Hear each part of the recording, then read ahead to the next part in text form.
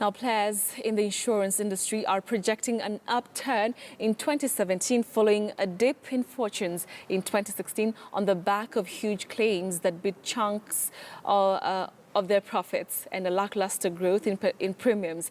With the government mandate local marine cargo insurance, a looming election and economy that is projected to grow above 6%, all pointers are that the sector may achieve a turnaround from the gross underwriting loss achieved in 2016. Kenya's economy has somewhat defied odds to continue posting a strong growth momentum, now standing at 5.6% of GDP. The last 10-15 years, growth in sub-Saharan Africa has generally been very strong. But starting last year, but more so this year, we've seen a big drop in growth. So this year, for example, we're projecting for sub-Saharan Africa as a whole growth to be of the order of 1.4%.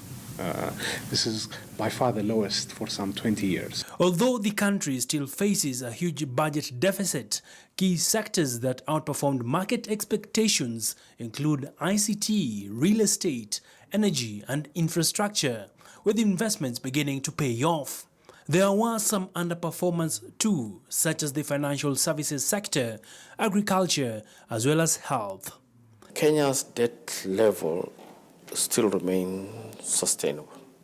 And yes, it is true that debt levels in other countries has risen.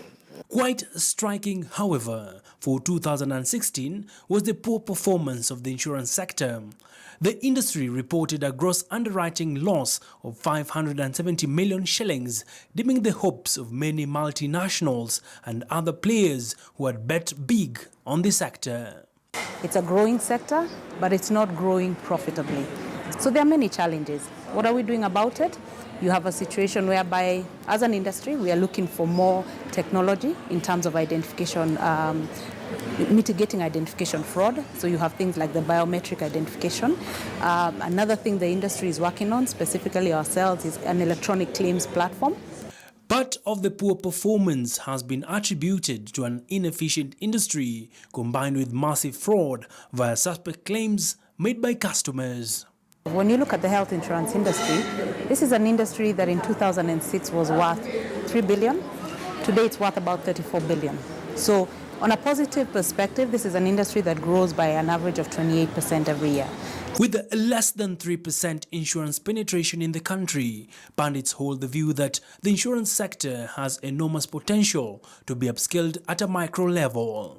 I see the other opportunities is really the small and medium-sized sector because employment is, I think this year was a bit restrained in terms of we saw a lot of organizations actually restructure and retrench.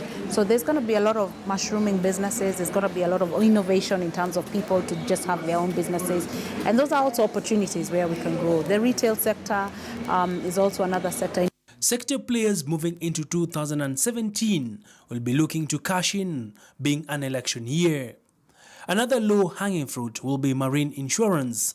This follows a move by the regulator to pass a new requirement that come January 2017, all importers importing goods should insure their wares under what is now dubbed marine insurance. Abiagina,